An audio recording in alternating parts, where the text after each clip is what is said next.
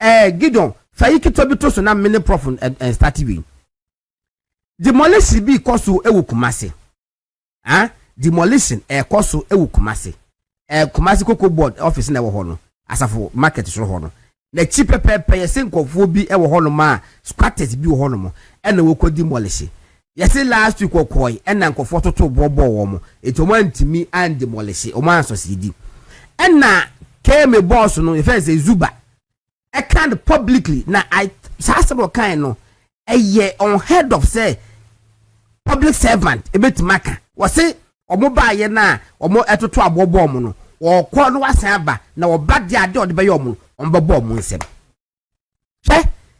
obi catch street language catch was say me kwaba me ba de me no mo bobo mo nsama man che say obo buo be brim obe pra obe say okum ko obekum senior said oh ye public officer hey me boss wo say do mo ye no anya yi dia ene me kwaba ombo bo mo nsem ade obetuma ya ne say anka ade achi no when security for massa alcohol you can have a conversation with them say menuanom ye Ghana ya ombra ene di ye aha no obi afa asase bi maamo Ghana asase ye pese mu nyina mu frese no ye mpese nem ye beba na aye confrontation na ye mpese ade no na ka bakotomofo obi a beko because mu ye reasonable beings but you chose the barbaric way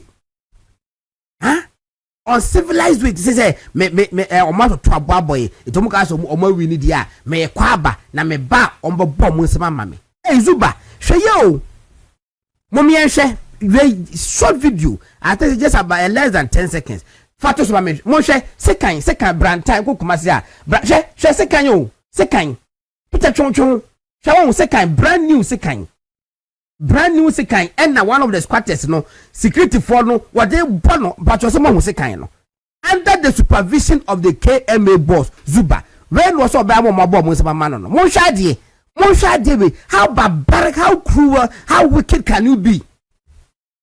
Reckless people. Monshe, enye, and right at DSC Kumasi enye. And conforno, what am I fa sa ukwa wo no mu wi o, wo no mu kokendo, wo ye die yo. Say na some mo ye hwe, obi the belt. Police for ni soldier for. Police, soldier for, and private security for, KMA for security. Miensa three some soldier for police for any chemist she abrante kuta sekan mono we have the brand new machete and a civilian unarmed civilian mo she the warrior no she baako at the belt a trade ni so and also the sekan so the side no e dey abona funde bobo she mo she ade hey President Mahama na ade eku no maya wo Ghana na the mu say no you can smell say we have the features or characteristics of a despotic government and ye woman no monsha Destr0ying monsha and that's so no you don't me that say you better decide deal with home come and that's so no that really the maximum force Professor Azigwadi executive director IRPP and ababe come say adem am ye ma hihye me dede and that's so esi Ghana esi wisi na police ye say ochi obi a yembo no because now protect any power man yes sasika no candidate Brantine me ma shi misro before bi o ye me yem crash all time me yem crash me Prof misro she Rollins the time and na ye chinkofo ebom wabonten o no na to the extent say Ghana for major for ma omubu omo ho kra no yetimi chi omo evro mo ho sai na President Mahama the government yi ombaso mo eba na she last week yes ye koye national clean up exercise na bank for nka ho hospitals nka ho na MCE bi tibon koso MCE bi anya akukuduro awura pharmacy na pharmacy ye wabontin o pharmacy ye hospital awura wo say ye ka say ma shop bi ambi and so in his understanding no that pharmacy is also a shop Entino. Legal basis cry to say. Legal basis be anywhere unless it's a president now issue executive instrument and that's a BBC. Or because one quite would be any fee or my gandem. I just a president issue fiat. There was no fiat, it was an appeal. Nobody will say, no, and conform, never bottom. So, one man, that's an old mammy yare, and yes, say, what Cotel drew, so what MC, you know. Now, mammy yare that day, no, a Casaki number says, I won't be. Now, I hope I'm going and likely will be to be pra. I have a budget first aid. Now, come on, man, no, with too much in Pacho. I hear from time by and almost say you got a moose when you time by almost a ball and be come on, man, no, with too much. Now we'll be so rap or bank, but I could be done to clear no way about them. Walk car bank, any panel view or more or my year, view. Mokrom say my asset to get him with be a guano. Okwaya, and we didn't see you said this. I was but at one year we started at 6 o'clock. You were nowhere to be found. No money has said no more. Now Bakubi Januma. Oh, yes, we have seen that you have done it, but there's no documentary proof. I'm saying, Podamni, madman. Documentary proof. What a documentary I said there could TV. I hold a documentary in our ewo. Documentary proof. Hey, maybe me see me who signs of Serbia. Essay ye would dictatorship be ewo my gadam anyway. We be the home was a prof ni ha. Then I can be in my elements. Now go down sana me ba ehono. Ma minka a year now would the home come on the pay say trouble na bia eba. Yes. Sepi me tea na be mashimi kakra. Na unma de ka me say ka be kra aban no to me so better quarter any problem. Ne mo di en daso no me ehona me problem. Yes. Me tea trouble na no ka me emre bia kwa na Yoruba mpani ho. Na yakofa nkofobia dom one day near do asem 2 day near do asem unya lawyer unya obia enu bi na ebe ya na and I say 49 days as part of the objective almost say almost a fast track court judicial decisions. The case is saying aka into fast track edin eti mo say mokoye the most president ma wanya modan master take questions amano but don't say ade we ade ye say ye be hu adwuma yeah na ye koi am say also edimu tintimen crofo mo nchen a eboa amakoi yetimi akoye no omnyina ewo ho na ade ye ne say ye Institute of Economic Research and Public Policy IRPP ye boa makabi mami kabi aban afanentuma pa efra enna adwuma ye nti abrenda nyina no ne ekomanim efa mamuo ho nasefo ye ka bi na yakoyanim ye dadi betudwa a friend of performance tracker any launch or gimpa on Monday na performance tracker yi ade ye ne se ekire aban no anamotu a otu bosha o ka se obeye nyoma ka se obeye se waye ana onyeye na won setiti no na obi ka se ntum from mama ope abanyo yafa oka no kokeke no we didn't have anything called manifesto na emresi sano enyoma de ye nyoma ye oyasen sesa yes enti enyoma sesa ama ese so bi pe abanyo yafa or the bi tudwa a fen manifesto MPP4 de tudwa CPP Alan all those political parties they de tudwa na ekoba se niene de ye anase ne oman no wogidi om no de ma no te se NDC aban on fire yeah enti omo de manifesto tudwa na ne ka se ye be go back na after 1 year yakohwe ne asi ewo saa ade o cancer be no na no ne fan say 1 year performance tie phone hu say a book is online okay opebia about 36 pages yentimi nyina nne dabi tie tutum kakra na DSR discussions na de ye susu ana ye di ho discussions 2025 report okay and 2026 okay now godo be come saying on social media say 2025 na ban na 4.9 there and oko 2026 27 28 obebo 10% na so sanity I mean the social media na we the formula be no use you need to so aban why the pass so nya 4.9 there oh when you know why had it because enko the following years no nya sa na ye no sa just one stop 1 year per under review okay na ye komwa obehu say yama the big picture at a glance na big picture under glance no actually results the two journey kwan fa so ye ni nyina nti e bi obekọ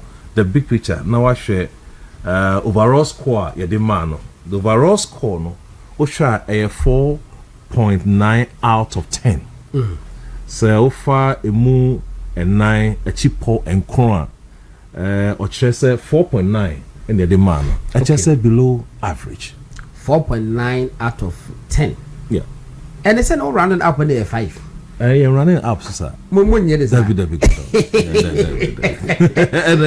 And on running up. Me also be called training college, Wesley College. Now, you say, you require your exams be near Felice, part 1. It will part 1 exams. You're feeling of whom? Yeah. It's part 1. Where yanning na, you feeling of my ye be quaja now what repeat it. But who training in our camera? Na bia the I think the first subject no unya 39 na unya 39 na omutimi ba ko so na pass oh sir ba unya 38 di da won ko 39 no ene bo won nya 39 akofo so sa feli ti almost ti wan ti mo fa 2 penny so mo dey bi enye ni sa because we average and son of mark no okay this also sound bo homodi kese pa ansa ne bia be ka ho yeah enti ni esi ye na nya ennan chipo enkron okay na okaso a failure enye yie sanse ye this year tina chade ye shin crying ti ye bet mark nicely below average me dem make say IRPP max down Mahama okay sana topic ni max down na ni e chere ne se ye fa we ne summary okay ye wi an ya core numbers na kwan fa so ye drew 4.9 ya chechere ma scientifically obi ehu say enya de abutuna ba bi boy trim de ye okay na ade am say obo no ho modern pa ye macroeconomic performance okay na obi ka say ono ti akonyom sese to bi ya de a so wo bi kantia uni bi kantia ni waye anytime na time into farmer no yeah your issue be brave how inflation here come from exchange rate over from injection or forex your one some can be brave but they do have no so the man yes see a hono a score on your 9 to 10% na fe visa inflation currency reserves na fe o structural delivery be a 1 month home more there be between 2 to 4 oninya ye no na ye structural delivery okay a bit say roads hospital energy governance a hono nyina akachire okay na numbers ye show and say strong numbers in statistics but they are yet to translate into better daily lives for most Ghanaians yes a say numbers in there upon home the numbers but the yankasa ye dadamu asetrano sabi enkoyi na enum ne akase afie eda yanim no e wo se ehu se sansonson ye da economic data ene ya asetremu dada asetremu no e wo se ye ka na esiani eben so we should close the gap in the years ahead of us ti na report in your fan tofa no actually where executive summary a year in the entire report prof do ye executive and power because we know what we can kind out in the baby ask a crabia esisi so pepepe yeah be see last point and saying year 2 must close the gap between economic data and lived reality now we call third point now was say strong numbers in the statistics have not yet translated into better daily lives for most Ghanaians because point 2 akwan yenye factories nye adwuma energy and some ato ape and the governance zone ko ye dia be ye den and I translate into you know well West Coast products Wait a move from my West School. West School. Are you from my magic? Pasha Yanko. Na if I say I was saying my tea for so here say you buy ni ko ni C20 ni aban no F5 2024. Okay. Na offer inflation na 23.8. Offer CDI na akofom 19.2. No far debt to GDP 60.8. No far reserves 4.9 months of cover. To win a buy now, this is the same. Or for the fee, a buy now, what you want now. Or status of any day. In the young call, you share an achievement. Okay. Under 2025. The achievement, major key achievement, and numbers, no. Okay. Ube who say, Obesan call the next one, no. Ube major achievement. Na major achievement, no Baku a inflation. Baku a inflation. So we call the next one. And get about to next page. Or find inflation. But in the major achievements, key numbers at a glance. Yes. Inflation, they say, as a 2025, now 5.4. Okay. Or the fee 23.8. Into be of 4 fee how they are called from just say urban homoding. Wait 2025. Patromunti ni yade nkomo ye did say mo be ka say 3 point something. 2025 for common need. 2026 the amount cry. Na see this so na holding akosro against the dollar in 2025 40.7%. Okay. Debt to GDP 45.5 and also urban homoding a conform na GDP so economy na grow by 6%. Okay. Now share reserves are you record very high in terms of reserves. Okay. It was 13.8 billion 2025. Okay. Na gold exports and also a double 21 billion. Trade surplus as against the GDP 12.1. Okay. Stock market and also a cost. Okay. Dry stock toy yes investment here the activities in the cost. Until the major achievement year 2025 any I feel you were saying beside the next line or we call the next line am I how we scored the government so 4.9 a quite benny far so market it's a market skill and how a market to fact report na no methodology because I did be all year no fa method na to her obi be bia e be den so betimai na ye fa enema miensa and the years are score 4.9 yankuku amfi etrima amfa metoja dabi o share the first phase ideas are report na your free be manifesto check na your researchers are fellows also can ho be you go far the promise Peter me research fellow me I don't know onya dabi me ti ya no hu me so me kakra me research fellow me a research fellow gas o kan bo wan timbo no I don't mention oh yeah me want me phone so bad dey ku nyina so me catch was me a research fellow wo IERP also who do vetine go na me peti se be quite my research fellow and the fucker campaign message na me the back out me kwa me refi and the man does o say about book your research agenda manifesto no a buying out this year in 2024 August into your research fellows in a fast document no you check here you count to one by one you who say 201 manifest promise a woman no and this manifesto 2024 201 okay na ubibisa who say so we assessment 1 year there so want me in castle kofani or year obey 2026 2027 28 I check it for 1 year tine and say yeah near betimi access within 1 year no aka say within 1 year there meya ade wenti odi bu akonta o ye fair because nyuma ni bi wo ha wa can within 1 year 2 year 3 obey tie fa only 1 year there na ade e be hye nkura ne say yempanifo mo pe akonya fa no aya mo the promise but was say ya ye show mo nkran say omo my timelines no my cost bibi e betimi a measure say ye bibi to say we are be boy because so can the two no on for timeline the cost and kan ye assessment every until we no fire fa ni etimi ye ni bi say ho question can it be measured within 1 year? See, measure within 1 year, the infant count. It was so. What castle bay, but or the baby 1 year, or baby to near tear no, and the feel of a way home. I find multi-year, and also a year, those ones a few.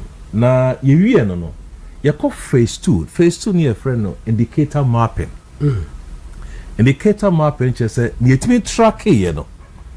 A war manifest every time measure 1 year no. Yeah. Yeah, they got to 2 no reports.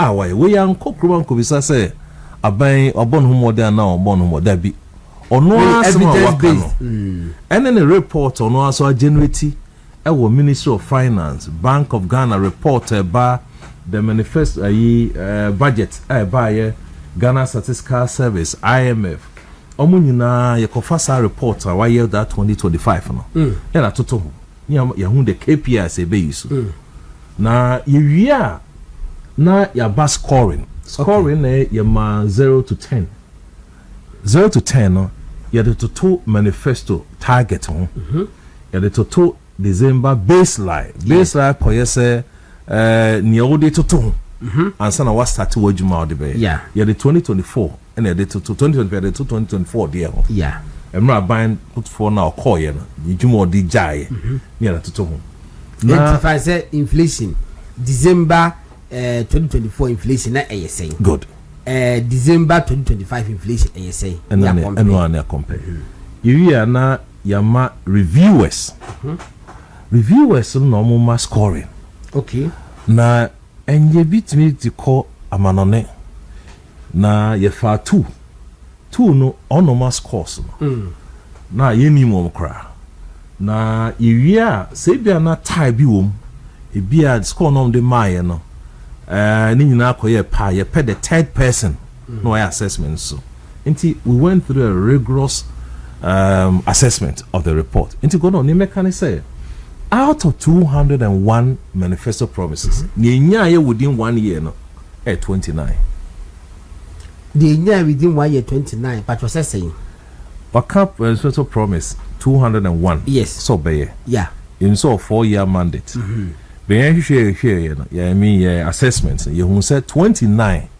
and the folly within 1 year correct I was say the assessment say list no you be so ti enye total ni nyina nti 4.9 no age na 29 promise that will fall within 1 year in the year ti be call the next one aye scoring rubrics a quite fast so I the mass course so it mean 10 if any exceptional I just say sa promise or kind you deliver yeah I see the expectations your mount 8 to 9 I just say a strong means say largely delivered on a clear positive path on am kwan paso good kwantene no so your mount 6.6 to 7 it's a good a change wayebi meaningful progress partly complete now 4.5 now akoye fair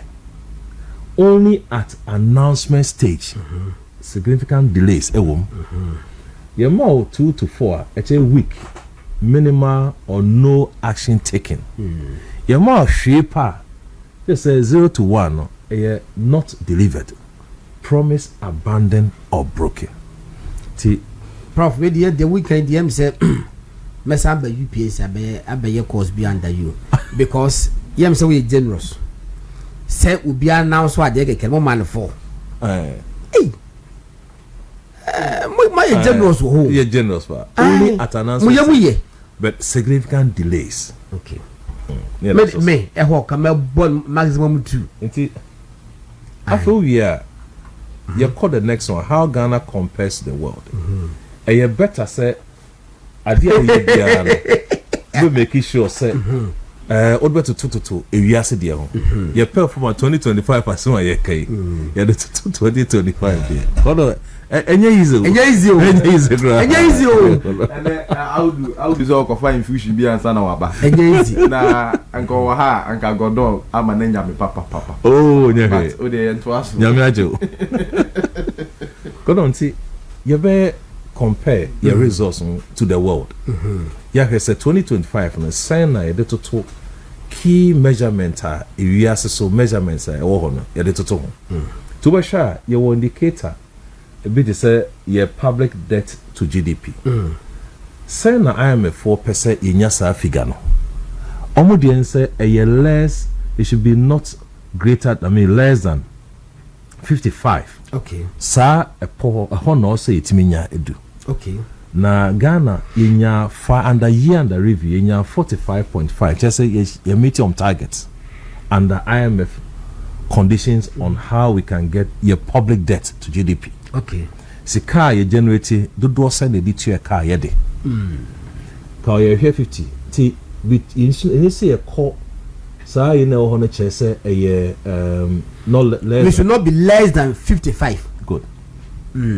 But say you 45, which is okay. Fine. Okay. In the case I can was until how much targets. Okay. Ghana offer headline inflation less than or equal to I will say 5%, but at least 4.5 we can say we are within the bracket. Yes. You can't into the amount. Fiscal deficit to GDP, and also 3 ECOWAS. Let's say yes, we almost standard. On say join almost so. Now more ECOWAS sadi almost convergent deben no. Every time you meet criteria until they meet mom. I tell you, we find the pass no way. You meet so called ekune mother. Real GDP growth 5, and also Ebeka within target. Okay. Now baby anko ye.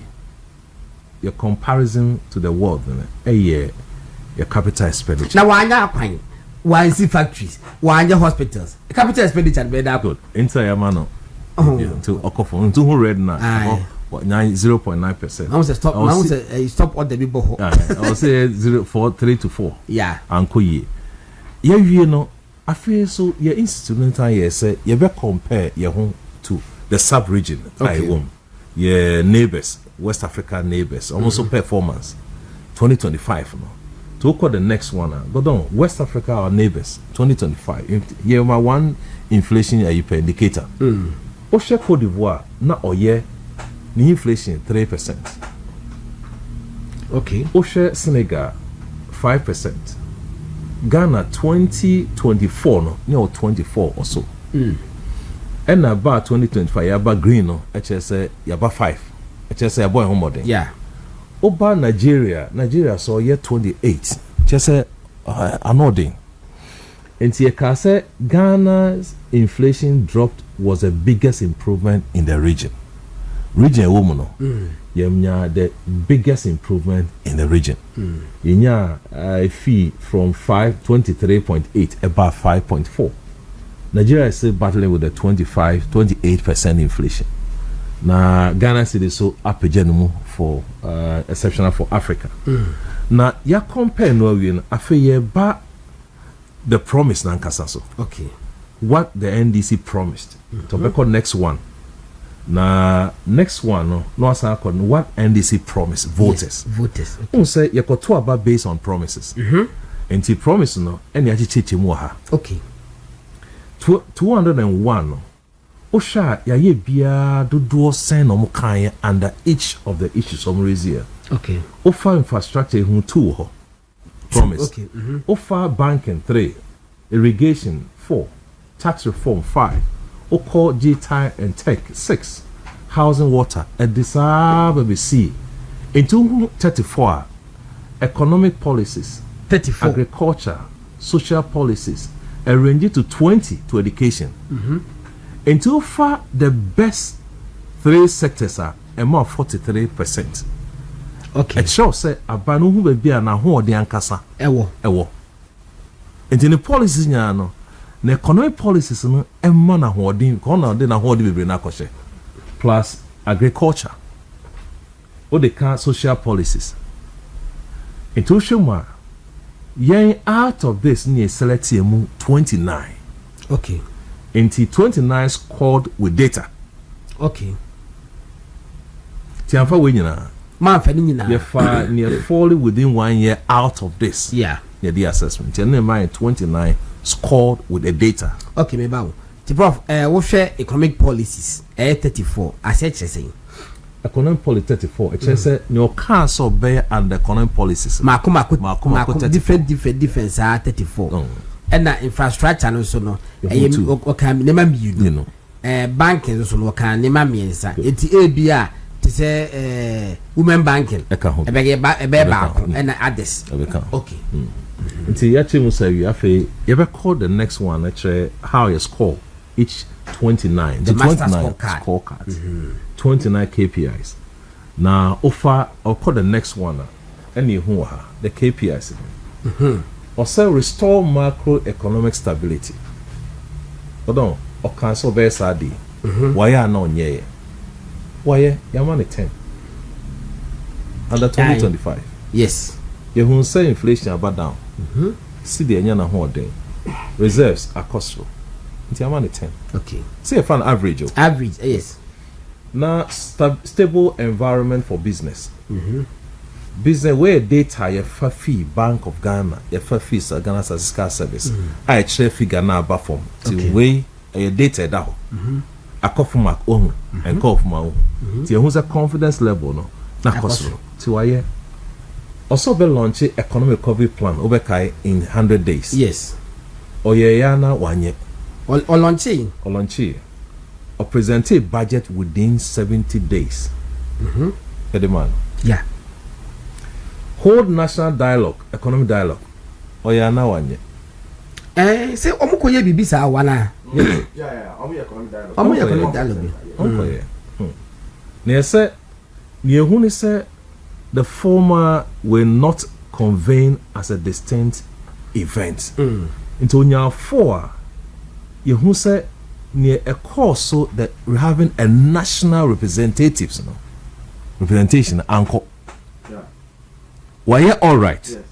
but then it didn't mimic near also the national discussion into who say and fascia 4 20 more 10 why all right but they also you did to I represent on mining in Anna yeah who beside event and abolish e-levy and betting withholding tax also on my man is 6 in progress I didn't say man is 6 or abolish it within 90 days or but also extend some of the taxes until man is 10 and man in ye man is 6 or because the next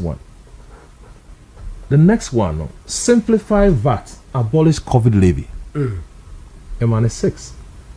COVID levy abolished, VAT reform, still at consultation stage. Until more 6 and more 10. Now, gold board established, CD stabilized. Man 4. Partial because yati gold board no all right. Now, refinery kakra cancel bayano. Hold on, am I? Within that period 2 money 10 in a year okay now expand tax net without raising existing taxes in progress yeah they know to so ashe kama digital revenue tools no 6 no me fee say because expand tax net without raising existing taxes wasa e be one ma we increase no na be work all the new ones the come uhwe Oko Ghana airport. Yeah, airport. Yes, no. Ghana International Airport. Accra International Airport. Fine. There's a levy now. There be now. You cut 2025. Report rate 2025. 2025. Oh, okay. Okay. In just a time, yeah. Any afa. Now, Oko the next one. Or say cap government borrowing about 16%. Amendment not yet enacted. So you see 4. Stop using statutory fund as a loan collateral. Progress. Policy commitment. Sinking fund not yet operating. I feel call the next one. Also bank reform Bank of Ghana. Strengthen banking sector. Man 4.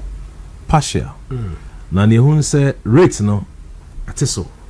But NPL falling, Bank of Ghana reform bill still being drafted. And coin 2 months of partial. Now restore banking license unjustly cancelled.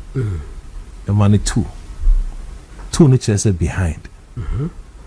What I mean is one who say I restore lands banking licenses via mobile. This year number as at 2025. Dabi. Me ba na this year number could be bad but you no kura mpo no. The government cannot take credit because a court. Yeah, the one say or say restore. Or no be restore.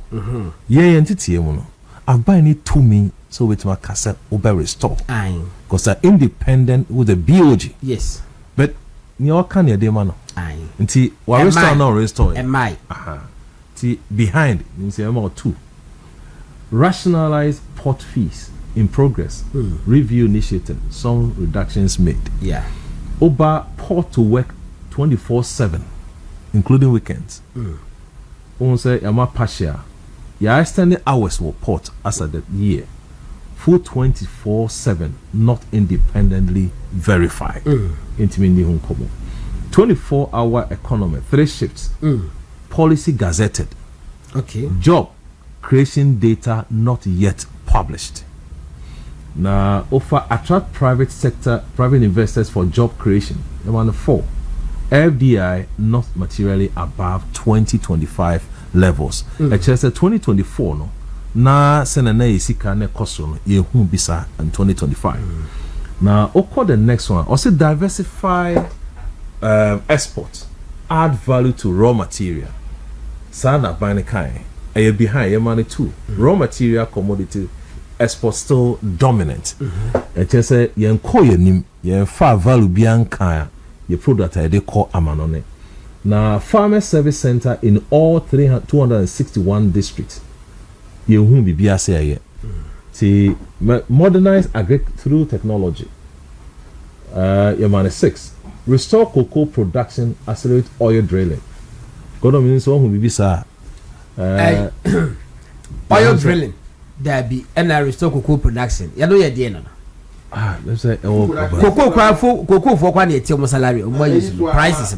And oil sector still declining. Cocoa processing factories in growing areas. No new factories. In 2024, we didn't have any factory. Okasowa cashew factory, sugar factory, tomato factory. Then you like 2025. Okay. Now cashew plant and also bono bibi anywhere yehuye. Afi you call the next one. Big push our can over ejuma. Yehu idea buyer was spending as at that period as 0.9% of capital. Obesha complete abandoned and install projects. Also become 55 projects listed. Yehu bibia. Now stabilize energy, supply revamp, TOR, partial, review, improve SHS TVET, double track system. So on your cancel teacher license partial. Partial necessary because one year storm that's a year. No crap to fee no teacher for no credit documentation. Just to show you the brand breaks at the amount. The band. Yes. Who say some because so many generous. Alternative qualified framework still needed. Until no 2 and a more kakrano. No, we give a max. Okay. Now, share the next one. Remove taxes on essential medical supplies. Mahama care. And you investor. Who said you be kakre koso. Now lean government maximum 6 ministers. Okaso better value for money office. And call it value for money. Oh yeah, this year. As at that, 2025. Nothing. And see, yeah, who be biasa, but woman administration for. After you call the weight, if you are near summary everything. Or we call the next one. The weight. Now quite fast so they 4.9 in the other two. Okay. So offer square the man under each. Now first I wait here. I demand baby and a whole the ankasa one macroeconomic. Yeah. Until a wait na or say man costro 7 to 10. Near ma medium and also specific sectors 4 to 6. Low weight. I want to near cancer now do watching yes low weight because we didn't see anything but between 2 to 4. Until basa what is calling in our can't wait now multiply.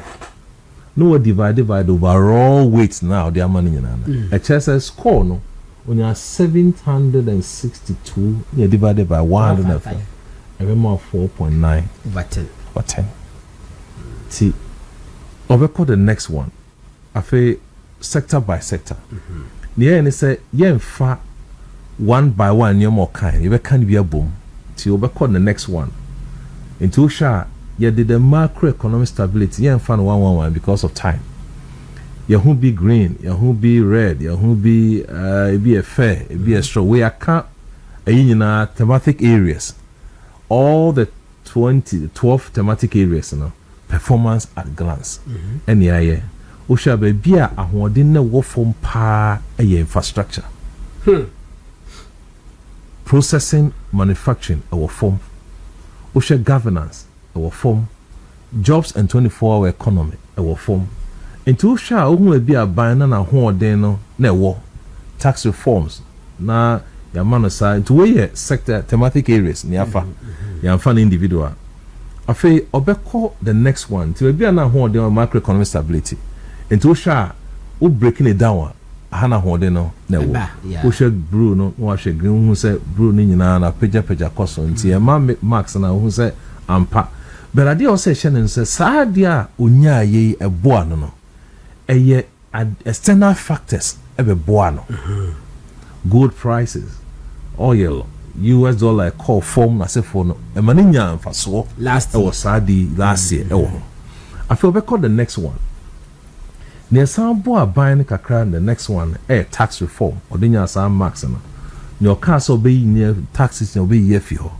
but the account say aban to 4.6 billion revenue at the coil or abolish we nyina no sika no sika ye lose 6.4 no lose sika we a chesa also ma ekwan bi on sabe kan say sika no back on say taxes e ma ban no spontaneous revenue quick one ojila katia na oye no aje it also yi say sika we fi ho a also fa kwan for fra e be ma wonya say sika no back interbind revenue ne ho chene sese because kwan for bi any industry sin kwajuma enye adwuma after we call the next one we be onya poor ones no this 0 new factories industry growth infrastructure spending the big push the doing so persisted throughout the year into shout to boss kind report your home be a awode no na wo from antimi anko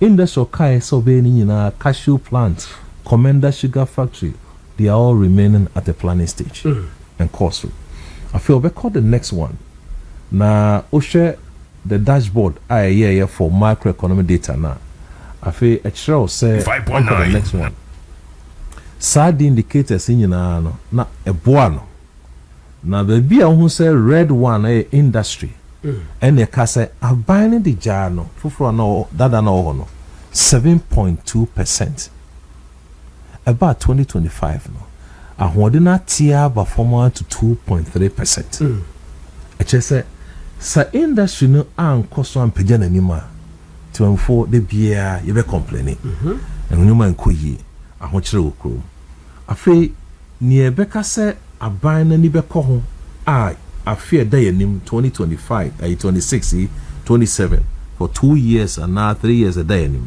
aha na osa aban no na ho de no opejam na ohwe ni ye go wan hweri ya they all risk I bet me in the next 2 years a day yanim no e bet me aha na njuma dia odi so we call the next one no na the risks ahead and the year 2 priorities na obeko the next one ya sama no dia also oye na ye ma ni fa bi to jom keke na ya kotiada o se ma ban no so ni also risk e wona nim se bi ye born tofa ye wo external and your domestic so wan share external nyoma we year the ho bechi no the external ne hu say gold prices it collapse even by 63% of mine ho bechi in terms of revenue na o share IMF program so say no yewie under the year until ho ne be year fi ho cedi say etimi against the dollar say dollar ne peja no ho ka say be bre so a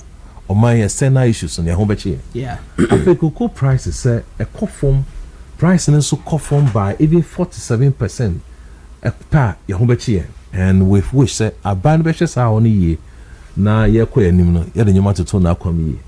I feel you buy your main apart from the external, your domestic issues, I will say a whole year in the years ahead of us. Energy debt, I will say whole year. Infrastructure delivery failures. See, I met your more than was infrastructure, ye can home as a mere. But don't, a behadring. I feel baby to say your revenue, your expenditure, near quite fast war, your GSC already we have lost about 6.4. Yeah. Abandon share your coin of Besanya says kind of back and ever share Nejmoye. Into Bassa was expenditure and no bachelor. Oh, yes, you can't find your expenditures. And they be now honcho. Tian Fioni year behadring. I feel your council obey public trust in terms of governance credibility. You may share a bayna yaseno. Wash your mukena because a ho they say a value for money officer I promise ye. Nay, sir, and your commitment in that area in terms of governance. You won't be brave.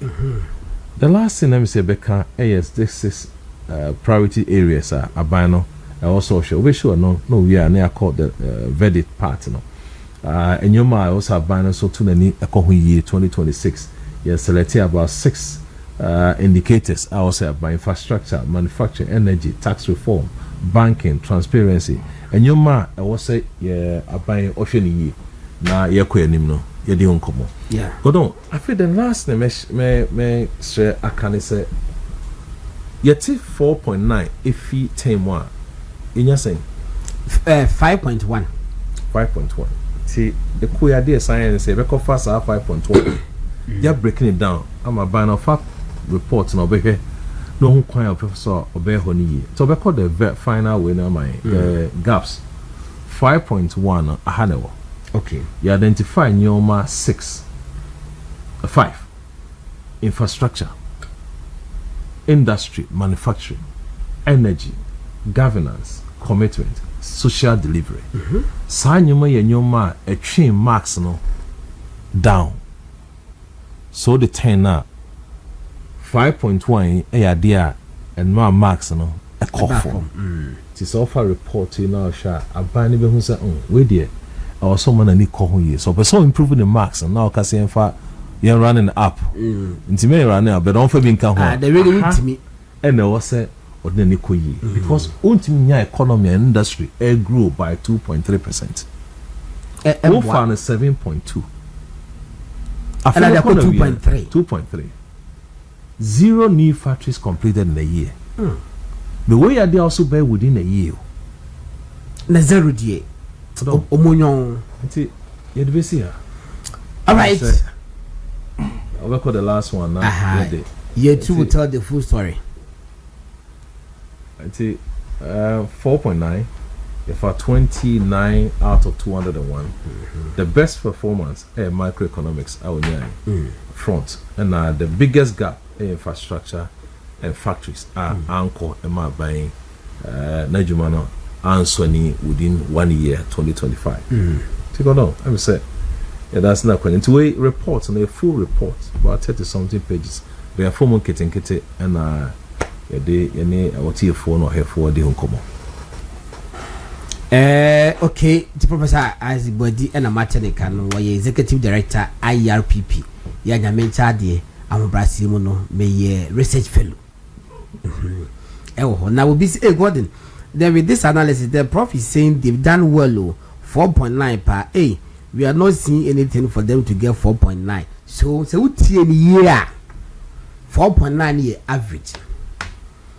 And I would say 10 year first executive summary no the Maya no 4 points now year no what say but of 5 executive summary to that means obi do bad no yes if I fall in nine church they can in them say despite the fact or the average 4.9 and translate Maya brabo there be no first in part the start year pa no o executive summary do baby na 4 points be horrible if I no that is what the start year pa no eti we no always say what the figures because hey and then ye hu hwe no sanity because ye hu hwe ye see factories ya anya kwan ya anya hospitals infrastructure bia nko so ye see school bia it no be dey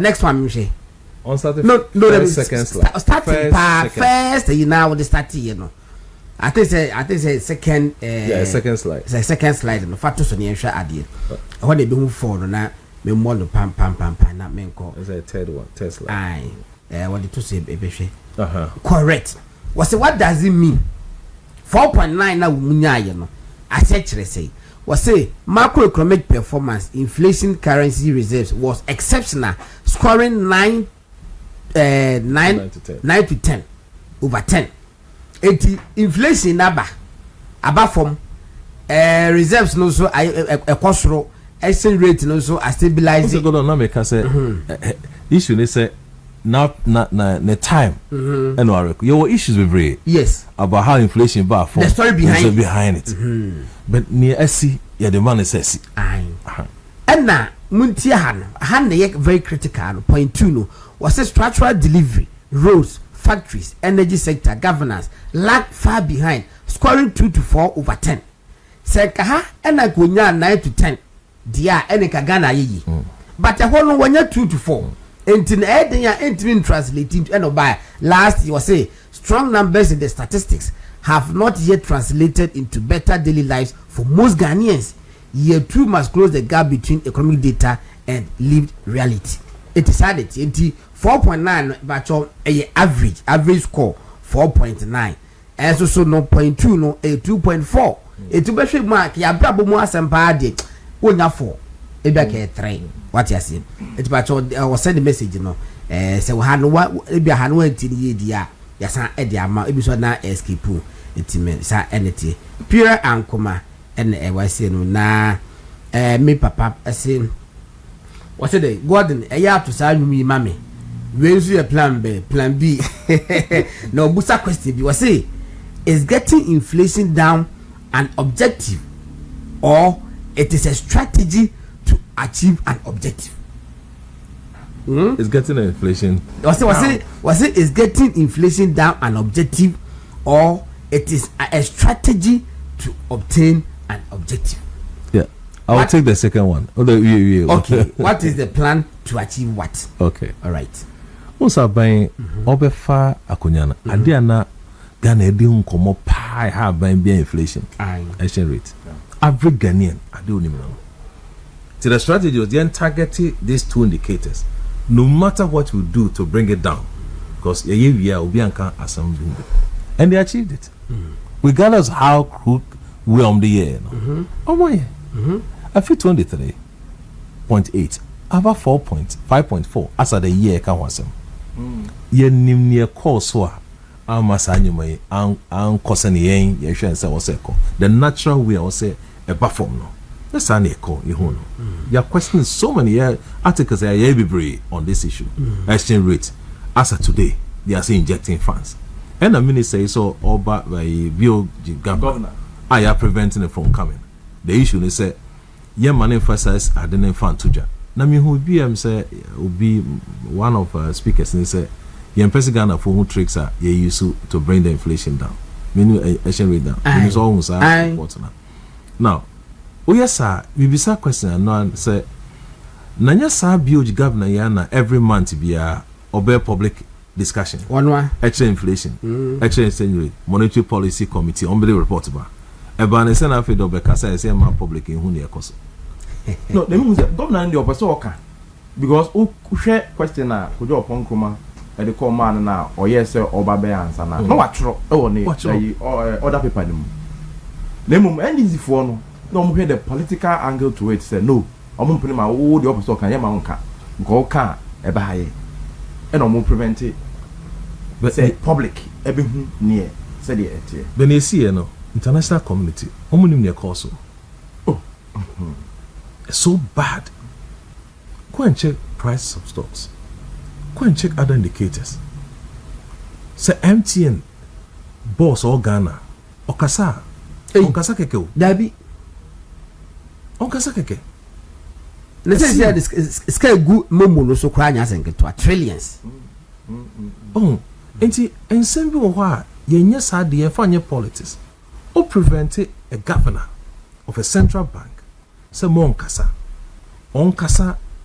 not in public aye enyo me dia go aye Peter yakwai the causing one and me chawo chia tipo na me buy one mama nchia na wo de o person cha let's have branch the betia but ne tell say me questions bi ana me wo no enti mu akiri e buy no ama ni nyina prof ayam okay na ne tell say going forward no say prof bobi about manufacturing say o say aban no ani ekọ kese pa but the attention is say abana ni nko because 1D 1F no omoguno godon me bwa waso monye omawi the minister went to parliament house of records trade minister yes to announce say the one district one factory okay UNDP reported say as at the time of President Kufuor free power now at least 150 were in place no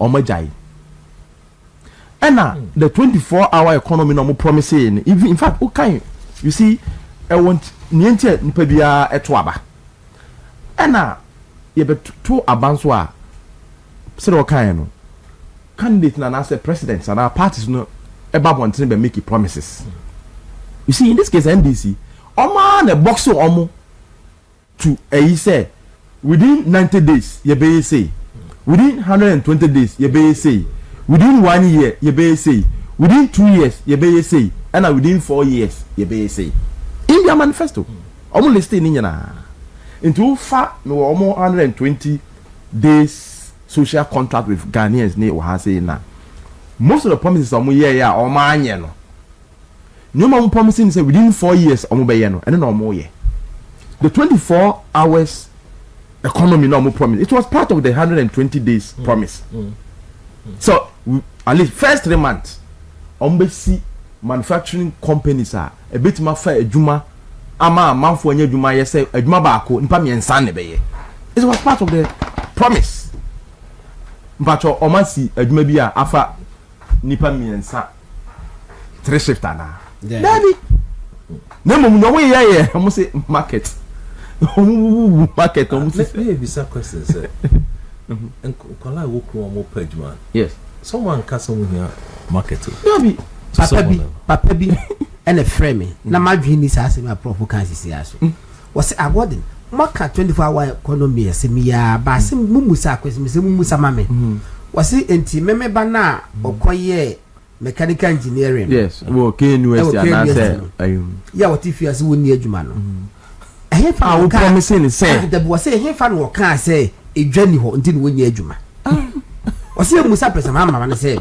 Ethiopia koye actuarial science it was market ni eni Ghana enti no wonya adwumenti ye kosi dwama no mana papa dis ye musa pesa mama because we 24-hour economy bia be ye adwuma ba ko nipa miensa obi eni ho no ma wati fie sese ya wose wa wie university wa wie tertiary institution na emom na adwuma wa peso ye no market ni eni ho enti no wonye miwa kwame market sema ye kan wonim ye pe yo mpo whether by design or by culture for whatever reasons no yinkura asi uko oboasi dunkwa any ade a upo umpo usi 24-hour market wo ha a waste because inkurasi for no within the week na all koni na fuomo until one day e bi e benada ya wada and all day ba market abeton nyoma abegini sika no asa go back to the village so ye 24 ko si 24-hour market wo dunkwa esikuma na say Destr0ying na say abia it's of no use because all free ni krom fresh kuma say obetna market wa najo abeton nyoma oye na fu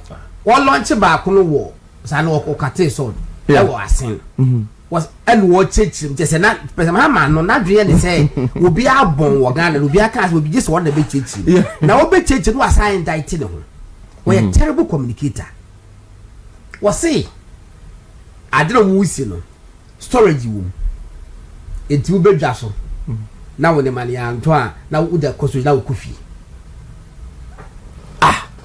So it's 24 hours. It's in 24 hours. God on such President Mahama ekokate. Matia say we understand it. President Mahama ko launch okokate so do no e wasen. And was say or church name me what 24-hour economy no. Was say storage room baby a ubetimi di dem akosi. And was say wo free krum ba na beton ade. Na wo dem an ya antwanwi ne say wopon wa. Na wo di akosi wo na wo kofi. Is it not supposed to be 24-hour market? Why do I need that storage? See, why do I get overturn no money we are overpon no be so about because continuous. Yes, 24 hours a day. Other than me pon, some me pon. And I'm patrol. Embrabe obetima yembra o parliament say yes market Kotokraba market new 24-hour Kotokraba market. Me ma kwaje store. Obesi sembra maye. Say I was a back ye anopa 8 and obey sembra. Dabi. No. Because man acquire no crown almost so much act no. And shemusa. Any musa. Na agents of Makohana. Nkofo ye juma ho de. Also pon 4. A Ghana diplomatic missions pon 3. At 24-hour economy pon 4 o'clock. What Mako? I am a ministry pon 5. In fact, there's no organization and as a ministry an agency almost say 24 hours one job nipa miensa na yeda but last time we can say passport office name prof I mean tell say my main can no have any license prof my main can edu enyumle ko license office now almost say 24 hours kona ko so oba akoto be nipa ba ko pe but we na can someone nipa ba ko pe na tewo prof my main said my main can kure bi nchiro because last year me say me kwa renew na about 12 o'clock na nyame admai se adwa da ho wo se wo pe passport sorry wo have license say do bo kwa eye test yes wo ye eye test ni na obekọ test drive obekọ ni na akoye ni na me pa cho why no wo ayi license office 1 am ma ye man ye eye test omun kan che say obi ye wa eye test e wo ho ade omo ya ni say wo license aye ready a obekọ na akwa afia bi ti ho say wo license aye ready a obo di a neguni ya hwehwem say ya kenkan say udini ni eno ana dia ma how can you tell me that one as 24-hour economy say me call license office na be say me who legal department lawyer ho me who na dabi me who accountant dabi me say be can say ejuma no so in practice say the work nka ukwa nka legal department the lawyer should be there to replace the lawyer now upon for no work on what I say an application center I'm the one big man upon 5 I should be able to apply me kwa ko hear me license and ajo our license office in practice because that's what it's supposed to mean say 24 hours no be ejuma ntika one job no obi ye no obi ba be ye no anwumre sa aramewa last week come see me call to anajo akoko akonfo utanye e kwan so kra na sa transition ho no so ewure mu kwa bi wo boss ho na uradi nyankofo license so no one cross over how kwan so dey sama for kwan sa wo kwan no so Ebusa for aha a movement television program did Bechemu, the family god Nasabida Kumene, Professor Isaac Boyd, Executive Director, IRPP, I was saying more, and Peter Ankoma, as also a deputy editor, dispatch newspaper, and that you didn't want and Peter. And a purely settings and PR, and now Omo Ashisha or Moye. Prof. Emma Martin, who said apart from manufacturing or Marquet, say or say. Licensure exams na omo eso mo betwam no omo announce enti omo betwam to omo mark bi I'm say 4 the promise was to scrap it now omo buy no in April 26 2025 na minister Haruna Idisu launch a committee to scrap teacher licensure exams no we no and no promises say committee no woman up to July nti acha say teacher license exam faces out in August 30th 2025 this report was July 17th and our minister Bear announced say Peter say yeah what we did they said even that portion they won't score all the marks. But once a minister no, I make an attempt first. Announcements. Don't say can your man send a score my announcement stage. And the shame. So announced and on my form that committee. The 100 and but not complete cancellation. No. Enter your mom. No, but you see the TMU, Prof. But any we in graphic online 1D 1F program cancelled. Yes. There are no current incentives under program. Trade Minister confirms to Parliament. This graphic report. Graphic online. So manufacturing, no. Next one. Manufacturing science. Was it the Minister of Trade, Agribusiness and Industry, Elizabeth Ufusojare, has confirmed to Parliament that the One District One Factory, a flashy program of the New Patriotic Party, has been cancelled. I have a day of mourning.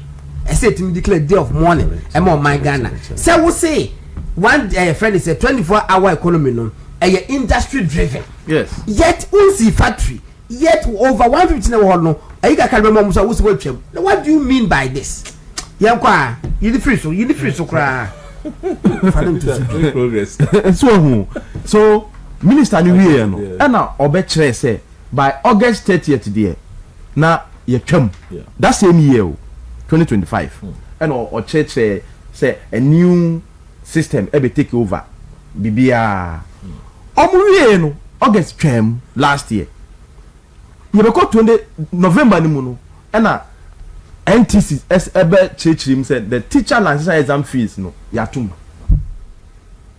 Nati mi kotu no. Or say the council's official fee structure confirms that fresh candidates sitting all the 3 papers, 3 exams, but you have 450 Ghana cedis. While receipts fees will be 150 for 1 paper. The NTC said the report of the 400 flat fee are false and have not been authorized by the council. Into we no and or chere babia a teacher for nko tuya sika no ento payment are accepted at any branch of Prudential Bank nationwide or via mobile money using the short code 77251. We attempt to see ya ebeko uti ebeko a che say enu akwa me che da nim say on beji omu tuya ye ntwam and tuya my brother.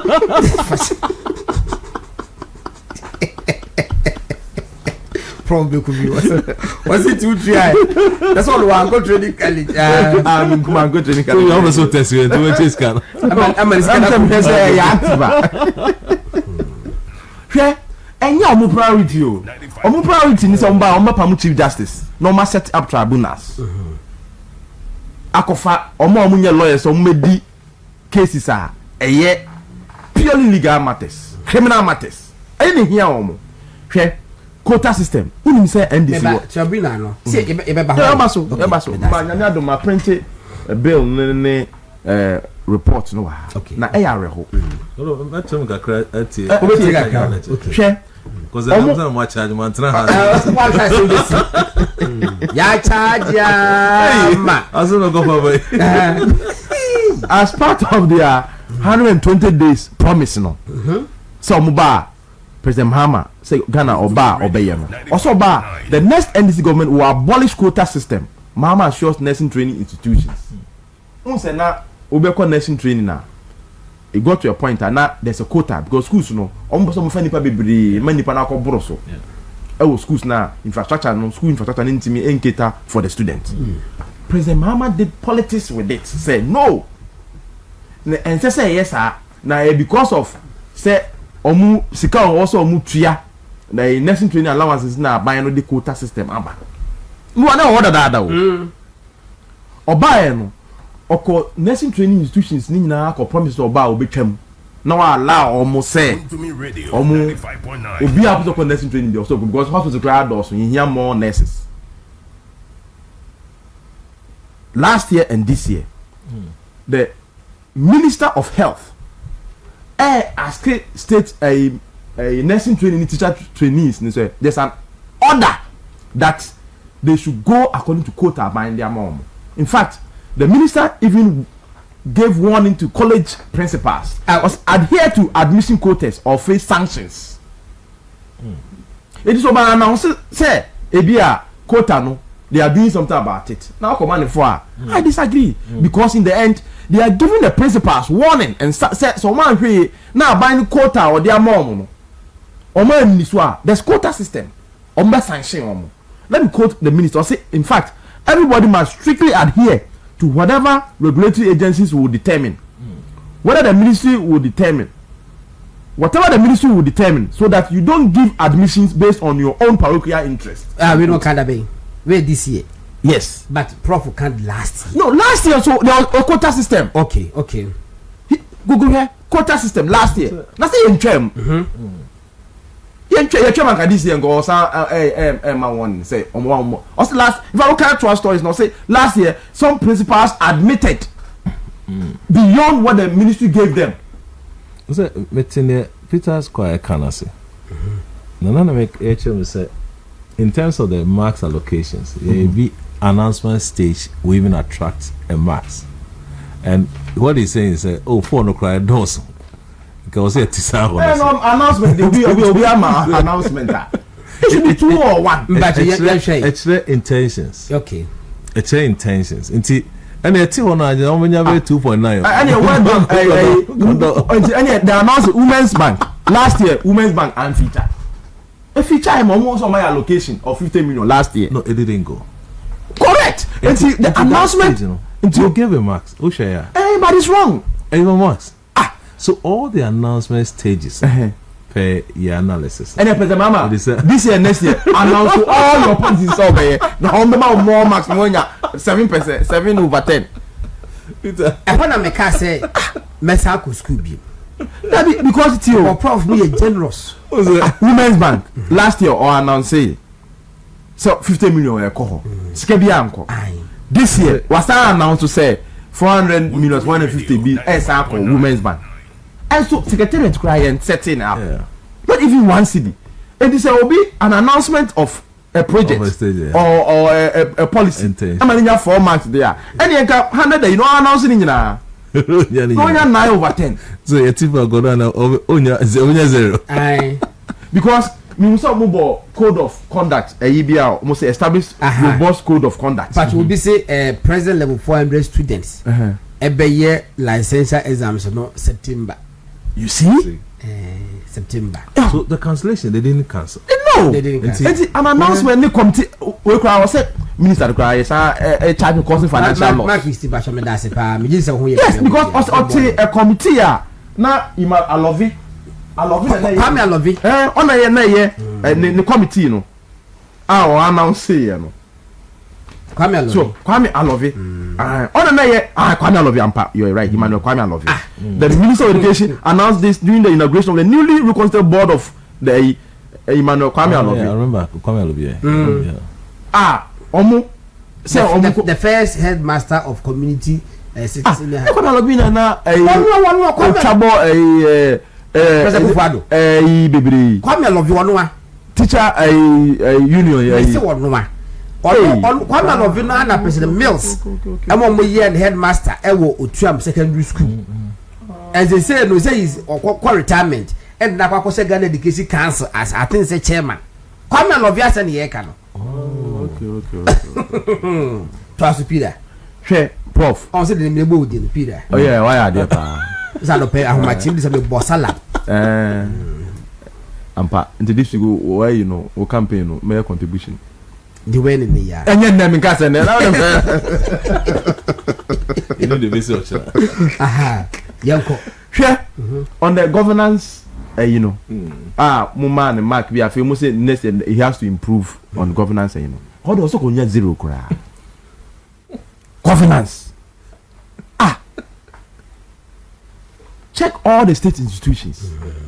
Institution bang and Oma improve on in terms of practice. Even meeting standards. Is it Yoko? And I say, President Mahama promise say, Onuabem, Oba, proper free speech, on a media person, a member of DJ, into Oba, proper free speech, Ebeye Juma. Or say the era of true media freedom will return if I am elected President Mahama. True media freedom. And then the rate at which yata tantrum trough one individuals or social media near you know a been see that to the extent say see a chill crown swap.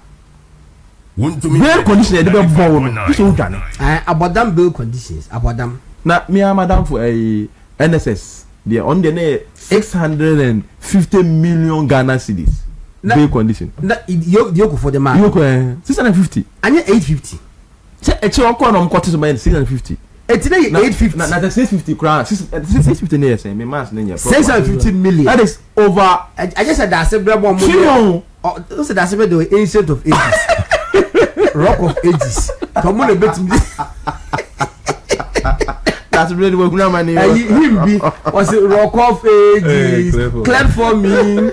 Let's go. Why not? Kafra I'm watching the will be a. Go na make us careful no here. Let's go. Me to be convert. That be. Oh, but I'm saying and this one so some of them they are worried though. I met a few of them. I'm saying, hey, Charlie, but also I will Bruce wa kan ho asem publicly. Mutaka prayer so kan wa kan wa. Alex be fi aso aka ho asem. Oh, Alex, okay. Alex be fi aka ho asem. Am a body you know asat enrich. They are worried. Yes. Because publicly. Yes. Say, in your miracles asem e buy. Mo say mo action over 55 million in Sendi. Oba ikwado say sa 55 million no kwa dey yan bisa no asem bia wo mpo. Apparently some 5 million case bi na bisa no asem. So 5 million case. Now command the bill on 50 million Ghana cedis bail. 2 sureties, 3 sureties, 2 to be justified. Mama card doesn't make sense. But mama san card ye hu wo mu a eye criminal say wo be yes ade no. Hwe e bia dan ni betime nya bi dia ba prof na kontaka. AESL. AESL for na so mo ko value wo dan no. Ansana you say dan now wuti no ugiri say be 10 million but AESL for ba ko she be ko na 6 million. Prof AESL for charges approved charges 0.5% of the value of your property. So 50 million. No? Yes. You have to pay. Please. Anima ekosodo. President Mahama should be very careful because on manko for boka ebo besia.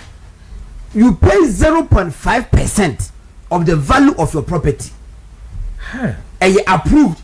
You also. You be mawo. You first a receipt. But prof, 0.5% of 50 million. You say 250,000 Ghana cedis. But you won't calculate, mami. 250,000. 0.5% of 250,000 Ghana cedis. You pay to San Crofono. You pay 250,000 Ghana cedis to AESL for them to go and value it for you. Now, omuvia, and then who documentation, you know, who they are called first a land commission for verification. You know, so charges were. My main cousin, let me paint a picture. Emma will be a who and near my year comus here. And IRPP will have to do a search to see over the period. Yes, Sika Sena ACL. AESL for Anya. Okay, it's something we have to do. Martin, check. Many permission by Mecca. Oh, there be I am ready to be chairman. I said, boss, me, Prof, Prof, a dire court. Chairman to me, your court. And your match of my wound to me bill conditions. He can't in our bomono. Now, also be here by 60 million Ghana cedis. Bill condition. Now you did a cook on the account. Let's say a couple of be 80 million. Bill condition is satisfied. Chama to me a back court that day. Chama to me a back court that day. Not Chama to back of Bobesia. Men, I'm got a minute permission by Mecca. Not Chama to me a Bobesia about 150,000 Ghana cedis. Not the back court that day. Said bill conditions, no. Was a bit ya. Na ya was I discard no ediama lawyer for say or moon fan could this edge man.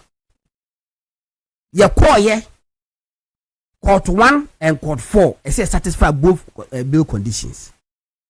Saba want to be sick 150,000 or kobo beside the buy scanning so. Let me I will put it me kind of bontini. I'm will be who's a baby and I'm meba. Wo dia wo Billy. And na Tio in fact ye wo court. Scanning so. One the mini be. Enti I was such a man to me. A free will be. I will na Kufuado office. Na papa let to kwan. And now most try mobilize kakra at the buy. That day not about me so to kwan. No courtroom. Prof Muntio. No courtroom. I had to reach out to Dr. Baumia. Say, baby, I didn't dream ye na scan so. And was really na me say I. And was it sad ya. Obeka che Antonia Baifa Kabu. Me bubodin asara make an enekre. Enti 5 minutes time I reach out to Kabu. Then I reach out to Kabu. Na Kabu so papa na catch it sad ya. And also the 3 boom. And the kikri Kabu so didn't boom. And was compare kakra de baye and what the best source. And dano chairman a daya wono a bro 12 million Ghana cedis. And so to be find that the Japade enye ne ho. Enti ye dia kwaniaba baby a Moses abo bi Yakopon hira no. When ask Moses abo. Enti eye me di me ka me ko basa di courtroom na that time to say the chairman was worried because it's cannon swing. Just before chairman was going to mount the docket. And na minya confirmation say I don't know scanner kakra by betim di akwesa around so no. And I'm a man signal say chairman yetima sort it out bia. And sana who he sigh of relief. And no call docket no. Eti muti say yes say ya mo be 50 million a year. And you said nane keke no dey bow. O say aboka obe wi no aboka be 50 ebia 500,000 Ghana cedis. AESL. Agricultural and the agriculture architectural and the middle for you know. Architectural measure this year. We are now a land commission for verification. Yes, you have to pay. It will be a on the catcher will say I deal way before we can evaluate it. They take you 2 weeks and then 1 week can send your evaluation. And you know, I said we trouble fast track you know. And you may need to go through no. The higher bill at the no. You yes. The higher amount. And your man will build condition now. 650 million a year or boy. 650. So 1%. Who say? Who say? 0.5. 0.5. Saying 0.5%. One of them. 1% of 600 million. ASA. 6 million. It's at least 1 to 3 million. Yes. It will quite so sad terms cannot. The good bag need a duet. 3 million. Prof enough from Adia. Me say Adia question. Sha a medros. Kwame, ne man ya who sem ne say. Ne akosi uni. Made them have experience. Yes. Kwame, ne kan ne man ya who ne say. It's just an allegation they are born they invite you. Me and the NDC say invite you most of them. In fact, most of the NDC time they were given self-recognizance bill. $200 million self-recognizance bill. The man. Yes. May obey any address. Me ko baby. I'm busy with me tabu check my quota. So there was Dennis DA. Dennis wanted to talk about men a year ma. Yeah, appointed as communication director of the party. By the time we were too kind, now we say he was under investigation. But what by? Dennis in Pominas was the 1 week. Because I spoke to him. No. Saturday when you want. It's 1 minute was the 1 week. What you say? You see, nobody's against. How's a reality I hate you, prof? Nobody is against an arrest. In fact, Obidi or Mansika go after the person. This was the first one is chairman for. Kufo by what chairman for. What you say? Atamos by what chairman for.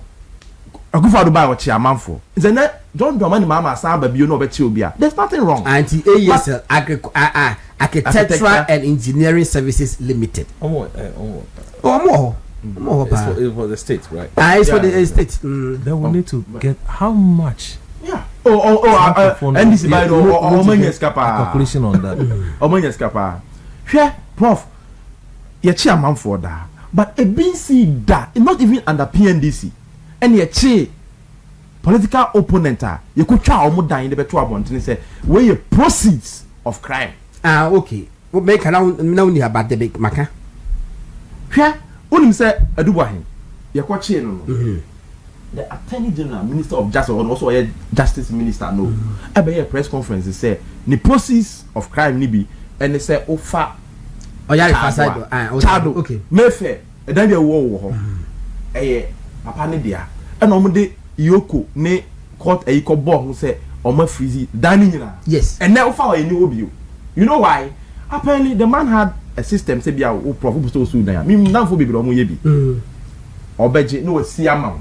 What you are kakra we are enya media man company do ya no si dan man for okay it omo chi no go hu say or company bi o si dan man for no omo say dan na ya ne dia no mo dey you omo kan say o wa dan say o wa dan 21 e wo yare fa court me na would call court yeah fan ko that go no nya charge no court this last week me na would call court ko here do one case no proceedings no unim say the lead prosecutor at the time no ye no Attorney General Gina Abontenye press conference do boy was sad dying here ni nyina no na afena investigator actual to Mayfair to even signal to the banks to confirm say dan any dey announce any dey ane sika wo banks nya it's not Attorney General Abontenye announce say these are proceeds of crime e been see that in our photo and in history yeni kroma Hanan Hanan na da bi e watermale miminim sa dan e wo kwan ho pe o ni akwatro ho under investigation by Yoko stay away and then now you seek to demonize people humiliate them and then just say Emma o man ni hu se we mu de o mu nipa bone fo abra mo court so na mu dwane free ho court no and form part of the pleadings in fact during cross examination attach here bizarre the Yoko investigator and say Attorney General a press conference no can say also on your way and on kasam onim near Attorney General but the court also agreed say and part of pleadings were court to ma attach alcohol ya no tie so mu siu no you see what I say you see say onuko fire then I have to see say court to say the judge I was there was say it wasn't part of the pleadings in court. So attachers should not go there. And so they should sue the person. Who a press conference now so these are proceeds of crime. What's a multicolored suit a betting? Yes, I Meanwhile, you go come yet you call me paper. You could try to die all abon the trouble to say, I'm the net here, all abon the Biani Hun. Yet a Victor Salome.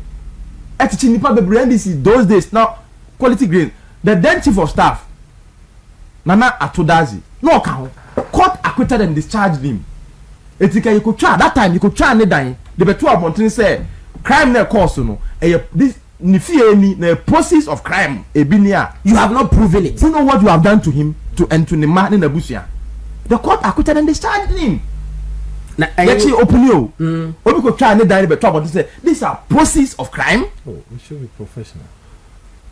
And then finance minister no in court ato no property o nipa property oh yes nipa dim property we could try the property and the beto abontin say the proper Dr. Rufo no in court you could try and hold this need beto abontin say process of crime na Dr. Do for property we should be very careful. Dr. Do for property wo kroma na an invitation mining company na aka ho na President John Dramani Mahama President John Dramani Mahama yes man so on top plane skebiko hu sensem bae he was under investigation na ka ko twa fear change home say President Mahama process of crime bus scandal no eni na dabon na ka wo beya no beya wo nya adwuma da no ye ne wono no wo boxing promoter etimi ede ayimu free UK eba ya entourage of about 10 people mu nyina to business class that first class hotels oba na promoter you could be then ke dey so aka ho ni money be say process of abai so omo ye adwuma na make no hwe tomorrow is pregnant. And now tomorrow is about so you said when you about the new Auditors General reporter Abba. I feel I'm in the parliament. Kwame me send copy. One send them me fee. So one kind. One send them. Prof me send am. And we yin me the fee. Hwe the new Auditors General reporter Abba Bontenia. I call parliament. Why and ba kunye notice this property is a subject of local investigation. Keep off. Me fan to so my prof me the bachelor. Where Chadu yeah. And then we pay free ho. Because the owners went to court and got them almost see one omako yi. And you be unprofessional. Yes. Oh, also the tour. Fatuo now. Yes, fatuo. Mom saying no. Go on. Because me not me found no. This is what they did to innocent people. Was it ACL? ASL. Yes, canoe. 0.5 prof. Me go no. Me say o man ko for no baako. You do go for me. Also on ni kuro, o ko ni papa ejapade ni ayi kura, o munya even 1 million. Go no. But they should prepare. Prof, who share the Auditors General report? I send am on na. Page 41. Notice, yes. This property is a subject of Yoko investigation. Keep off.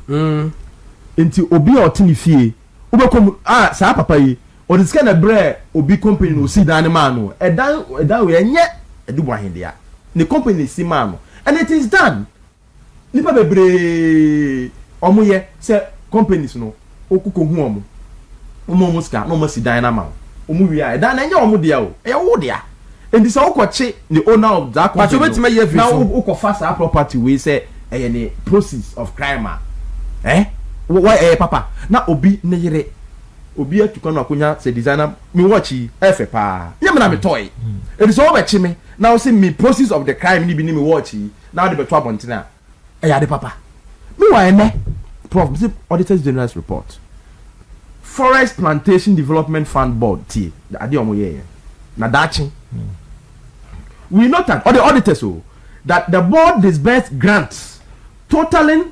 2.840,000 Ghana cedis to 5 companies as financial assistance for the development of forestry plantation TO.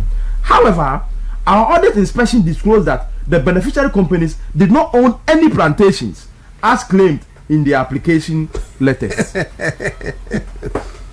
Omo diska koma obi a only plantation no into Ochinabi say aban sesa na sa nkofo ye koche omo na on properties o ma wo ye be gu abontene a ebe yo mo da na. But they don't sell the test report, you know. Some MMDs, financial statement. Ebi ni ho for them to be assessed. Ebi ni ho because me say enya no nko an that same auditors yi obi plantation for no omo board ni ba ama omo plantation ni bi so omo nkodua ama board ni ba ko de ne omo ne ba ko start say o 2 years ka eni bi uko wadanfo Dr. Andy Osei Okra the Tree Crops Development Authority 2025 audit report here. Our audit disclosed that management paid a certain allowances totaling 358,000 Ghana cedis to board members instead of approved allowance of 257,000 resulting in an overpayment of 106,600. We also noted that the management paid a total of 519,000 to the board members as transportation allowances instead of 254,000, resulting in an overpayment of 265. My point in this say, Bonia or more more property in pictures and a process of crime. Yes. Is that how President Mahama will want to live? None legacy ebeye. Say ye chiwobi an invitation po. Ye say you're charging him po in court po. Invitation keke. Na ye invite you obi a ni akotwa ne dan. Ye da beto abontene. Say we wieska ti Ghana fo nyina mo hwe ska na owi an ebi ni. Enaya aban we buy omo appointees ACC omo toto. Ebi 3-4 within and election time ye be ye interior mink ho. Edaya omo toto. Come fast to toy. A lifestyle auditor. Can they survive? Now the year will be under President John Dramani Mahama, and he's happy. Lifestyle audit about the man Nimubi. Will he be happy? Would they qualify? They can't qualify. President Mahama, or say under him no business or radio station will be closed. Or promise say under him no radio station will be closed. And then want to me radio station. Which I hear radio station. Yatum under bizarre circumstance. Yes. Mameka Kumasi DNA. Kumasi DNA. Kwa mama yenya time nye MPP. No, think I'm a call. Because I said, Mama, oh, Tebi, ya we are what you for. Kumasi DNA. Kumasi won to me radio. Na also mo ye payment bi. Omo eye bibi no omo kwaje permit bi e free NC ho. Etu ye payment na we just have permit na. NC for 2 Kumasi radio station. Omo say was so yes I didn't hear you have to notify them. So why? Enti Kumasi uncle notify NCA for yenunti no matum. Payment do anyway. NCA. No, you also was notify. Overcast on time, we know some man if I want say aeroplane. If you are fan aviation on waves, no, yes, that is how it is. Yen twaso. So yenya bone unlike yes Kumasi dey sanity ye die ade omo ye konto kwa ya otuma almost 1 year oh almost say baby a mask ni sie no ye mask ni si assurance ho baby e burikwan no so no e ho le sie na yenko yimfiri ho no mo mbra se kuntun se side ho baby meanwhile asase a be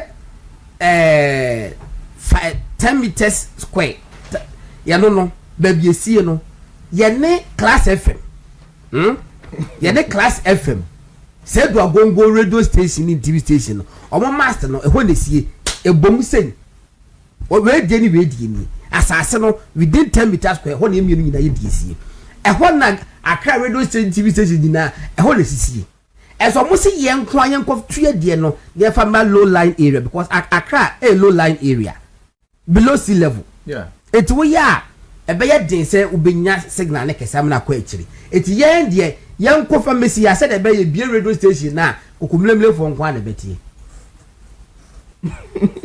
Bako so mun TSK notification. Kumasi de no. Kumasi de no. Yeah neka. To utia wi a. No wasa be ka akiri. Me de ma wo asmesi me tia ma. Na utia MTN na auto creditor. Utie wi a o sound notify us matter. Abrant mama bi ECG. Mama bi no o so be jai ni kunu. In fact mo kan chen. Alikote wo jai ni kunu ni se ni kunu headmaster. E wo sek e wo JSS. Ana ne bad school fees ka. Why ye say edwada wa one first school fees na ama no ye bebo. Ne ba ni ko school fee edwada ne ba ni ntu school fees na we headmaster no wa bo ne ba no. Adanya na se me ba fi no wa me kan chen me say wo school fees ka. Peter Wati.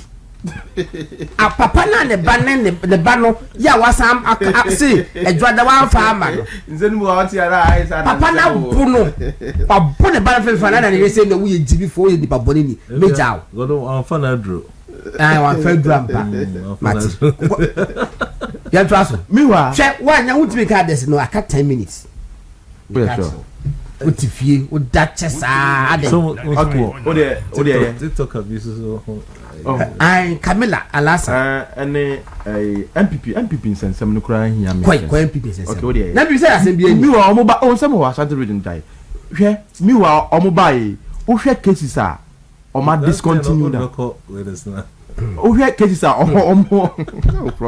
o ma discontinue a o e car o minor sika o minor hwere no prof me so say me send we ma now your calculation ma me hwe Unibank case go ane the alleged amount na ye involved 5.7 billion Ghana cedis for Unibank one, yeah. Almost say Oma Jai because Oma Nyamu 60%. 60% in cash impo.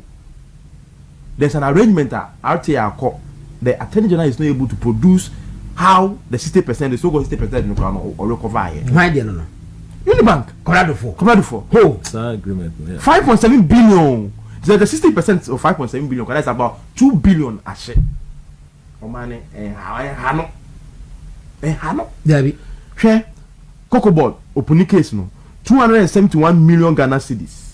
Jai ashe. Share Ato force in ambulance no 13.5 million Ghana cedis. And also ashe because Oma discontinue case no. Over snakes. OBS. I want to discontinue. They discontinue. The current attorney general. The current attorney general. Yeah, for $15.3 million. Ashe. Yeah, discontinue. Sagleme.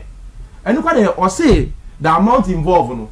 It shouldn't have been the amount attorney general they call it because records just said it was a lesser amount into a giant. If it was a lesser amount, go after the lesser amount. Are there no $200 million $200 million? Yeah. And yes, we see 5,000 housing units. Yes. Ya just as an amount. Yes. Uko see ya, we see 1,135 housing units, and was spending $195 million. And out to see 1,135 instead of 5,000. They can win. You don't call to a president. I must see you continue fee. Yes. Now, will be $12 million, $13 million, $65 million Ghana cedis. Yenya no. Na yenko chase 10 million. Yenya no. Nenko chase will be 2. Ayimu dey say Sky Train say $2 million. Professor Mia confirm them $2 million. Professor Mama say yenya $12 million ho. Yenko chase 2 million.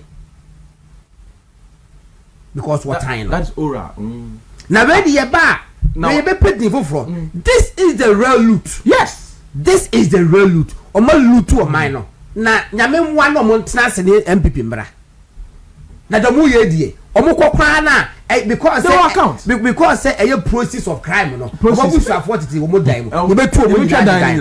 E dan a omo bi omo ministers omo toto wa brochire na ibi nyina na me ncha de omo dan so ni nim abrante ba kan we deputy minister akoto dan ka small one bi wo US ye no nyina ye ni nim e be koso yo process of crime yeah one you be process of crime video process of crime in pictures and videos. Yeah na wadam for unim OSP unim sika minini ya da for ye so unim sika o chase charge be sue for 20,000 now for 4-5 years she have my sika ya say no oh God nyankopon areho hwe kwame MPP ni tribunal sensem ne dey purely ya me dwa me ntia say NDC oh me be ma prof tribunal almost say almost for fairly constitutional provision say constitution say or say in regional tribunals, but it's part of the court system. It will be different from the court system because we share recommendation omo bill about parliament now omo pass na want to tell you say this omo twintwen so omo ntie omo continue to say omo constitutional amendment committee na omo etie no I catch up say sa provision no I work constitution no ye nyim free ho ama the committee no I agree with them that it should be taken out because up fast track court case of cases are for time nya specialized courts land court fast track high courts here na first no court o kasa na e tro computerize na o kasa say o kasa na computer a man cases na e fast no. You can create more regional high courts to handle cases. Now lawyers and handle. But what you are doing say a different arrangement to be. We say there will be one lawyer and then 2 other members. Until higher, it might be far prof. Yeah, be far Gordon. Yeah, don't be far. I can lawyer no. Lawyer na chairman. NDC lawyer. Oh, yeah, of course. Now, Omo appointed. And the no NDC lawyers. There won't be any judge. The lawyer is the judge. Omo na bet na case so. Na Omo determine criminal offense why no. oye bua for anase be and then yes civil matter criminal criminal offense which leads to incarceration. Yes. So go for your education on this. Prof ya wadwuma ye ne nyame ado be adwuma ni nyina. Tribunal one day time ni ho nyame ado next week me be telephone lines no emma wo mo anyini kakra no omo share experience omo tribunal experience with us. Yes. Enipa besu na asabesi krom prof they said ye kase they asabo to say we wia aban sika and then na akufo ado ye de ye fa won normal court system no tribunal 49 days ye do call ya within 2 months no mu do watu. Now can you imagine say obi a onye lawyer na a lawyer abegino no so be defending a client a legal argument ni ade how would the person appreciate Nyoma Okekano? In any case, one year careful so the two non-lawyers can always override the lawyer because if that's a take decision now, two make one side against the lawyer. Oh, mommy composition if you lawyer back. Me young crash me. Akolanas. What you say? Peter. Yentem Embrenason. Aso so the man come me here composition we have no day anyway one more tribunal dey no and na me hwe the committee observed that apart from lawyers the bill does not specify the qualification required for the panel members. Some members were of the view that the bill should prescribe minimum qualification, but majority of the committee decided that proceedings, documentary evidence, and other communication necessary for the effective discharge of their functions should not be necessary. They were of the opinion the panel system was intended to encourage broad public participation, regardless of educational background. So their conclusion is that so even if you won't go to school than poor, you can be selected to be part of the committee. I was saying, chairman qualification must be a lawyer qualified to be a justice of the High Court. You qualify to be a justice of the High Court by number of years our practicing. That's all. But they go through rigorous training. And there was a panel members selected by the Chief Justice. They may or may not be lawyers, but they must be persons of high moral character and proven integrity. And no moral character relative. No way near passing. No way near passing. Law way, yes. Yen ya pass it. Till you see for the man the day wo ho. That last day you be pass no, and I'm here they should withdraw it. Minority working out, but insignificant. Open set up across one. Sure, my main job be go bet set up in the tribunals no. School them, Driase. Now almost sittings should be there today. They are sittings. Say no 49. You look at 49 days, you know. It's there are some tools so say pair. You see, and today hearing of the mining and related cases by tribunals. It is the case in Toswa. They be also 95.9. But in any case, if you want to make case, normal court. Say a daily apart from days, be at that. But we got 3 out of 4, 5, sometimes 4. It's open expeditious trial. You can still get it from the normal system. I dream bonnet. Yes. First, no. There was only one high court. I said high court there. There's only one high court in Ghana. Yeah. But here were Kumasi and Ashanti Media. Na high court over. Never kupu. Never Kumasi. Yes. Etino. One more war of Boise side. One year the adeno. Omunya cases are penimu. Ahoma chen no sim no oba Kumasi. And now my high court is a. I think it's a quiet say. Etomo mu what that enclave no adanse one year the nyina no. Omu ma Kumasi bi. No mo ko ho se president Mahama gidi say o backlog bi o baabi enti so mo ye adwuma open more court high court no opa bi ka ho si 50 ka ho ne ya ne ye ne tentem. Yes. Na na ko for bi si more than 100 measureless no was more than 100 courts. Many shall also worry about the word tribunal. Yeah. Adienya.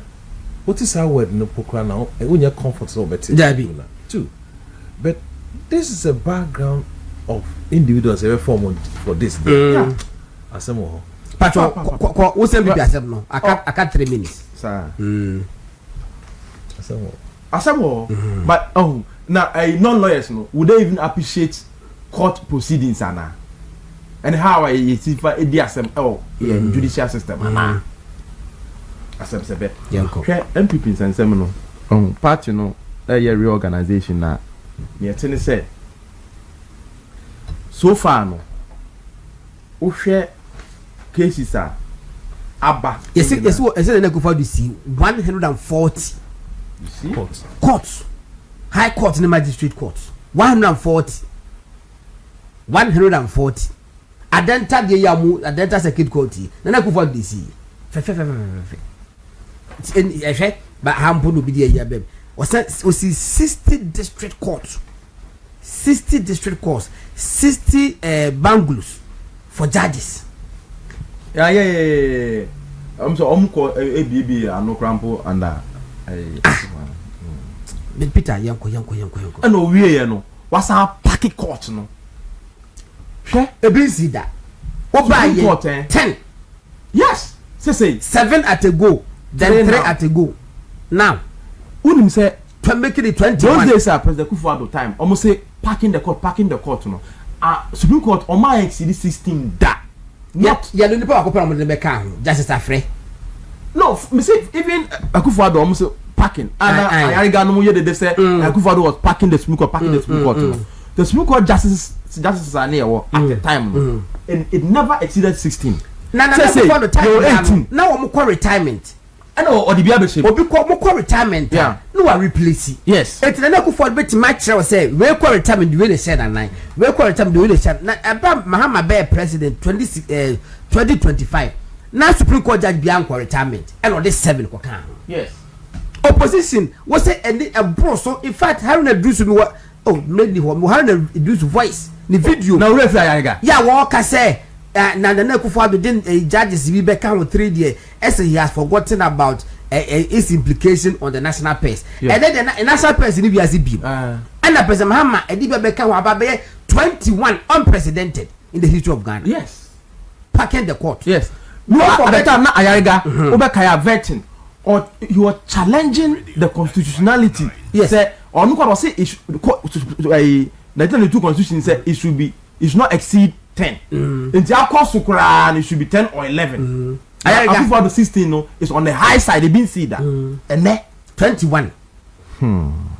21 and counting because we who answer any Hong Kong. We appointed 31 appeals court judges. Yes. And over another 30 something. Last year, listening what happened. High court judges.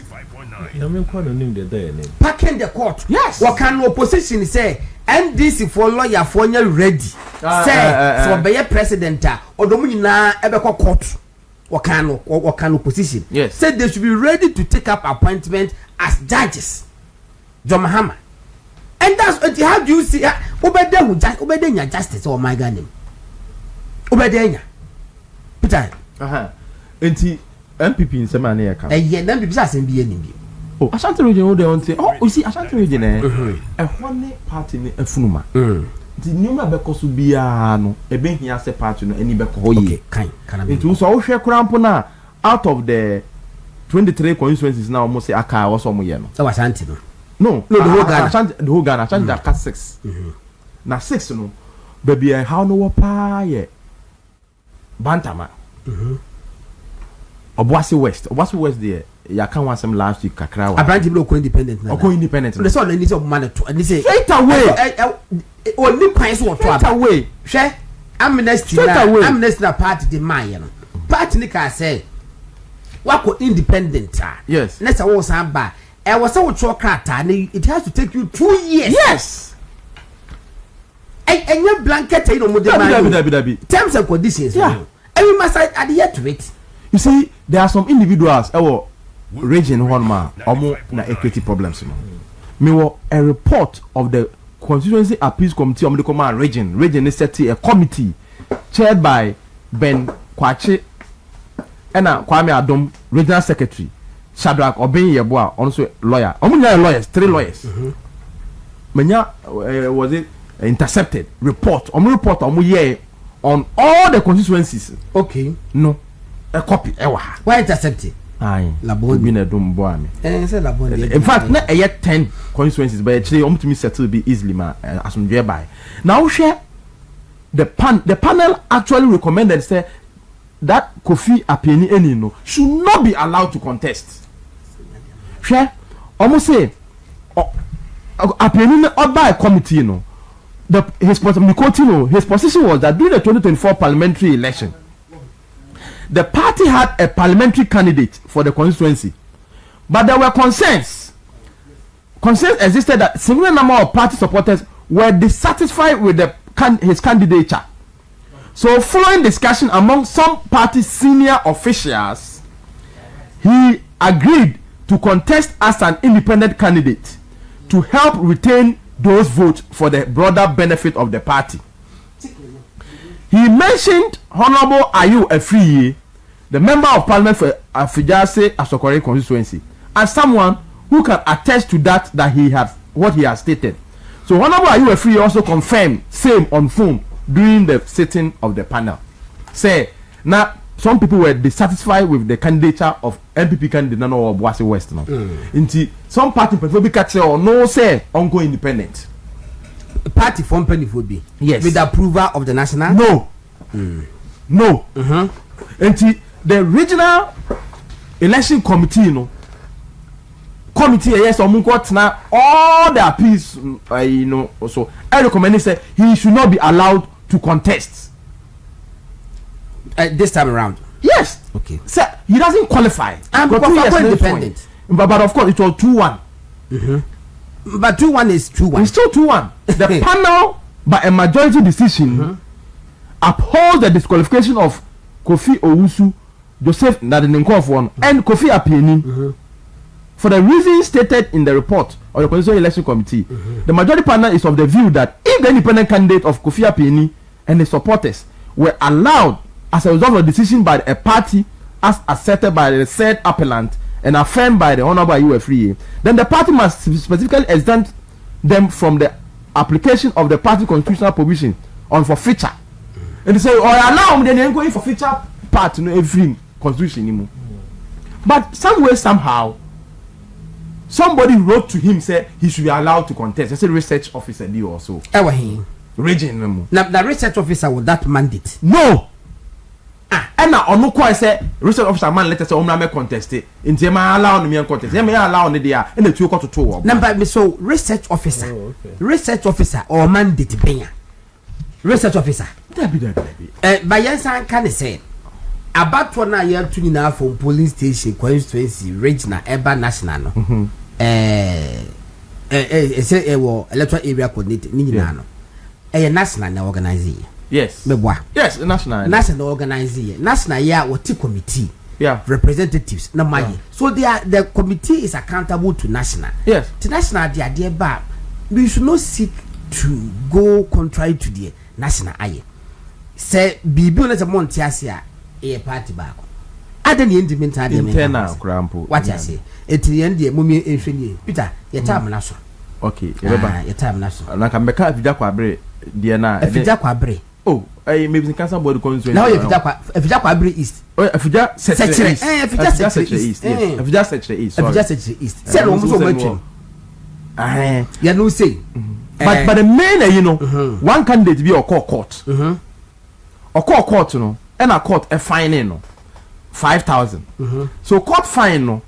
And a one kutia or say according to him or court panel no or say ne MP. Yeah, Madam Mavis in Casabody, so between man and a wine chair. It will appear before the regional election committee, no, obi no be chop so go to us. I can me patch on Nico say, your man contest. No, 2 says can I court. Now, or sit ne MP Casso Bitia, MP Nentia, and a committee a bar conclusion say, so be the court car. It has nothing to do with the party. And so that person should be allowed to contest. Now what the court to car? Anybody who constituency was some pay money. So what the court to car? Aye. Now the court to car if I'm home. Say or the court to car court not to. And never go home ma. Oh, who create unnecessary tension. Unnecessary.